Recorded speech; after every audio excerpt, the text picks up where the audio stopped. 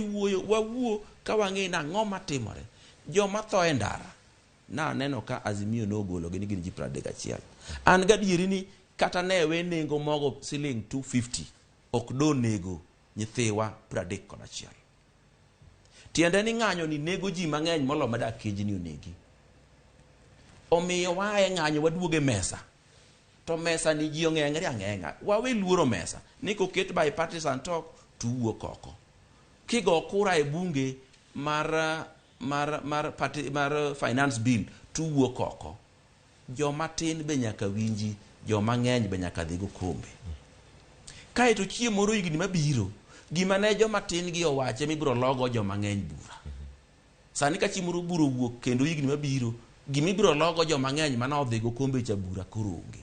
Omiyo nyaka wabed kaka oganda, wabed jobura. Kik wabed oganda mogendini moko ng'eyo ni wan mana jokoko ma ka gimoro ok wadwar to wan e ndara. Ka gimoro ok wadwar nyaka nja neno ka piny luo ka. Ka nyithindo fele sikul to jonyuol oting'o boke dhige sikul. To in iting'o boke dhige sikul to nitie nyithindo sikuno mana okalo kata gin 2 kata 3. Gimbe ni ipuonjogi e klas achiel gi mari momi ting'o boke ni. Omiyo wabed jobura. Nitie gimoro no olos ka ni article 37 mawacho ni chikno oyie ni ng'anyo mamuol, oyie ni riworu gi jomoko, kendo oyie ni tero barua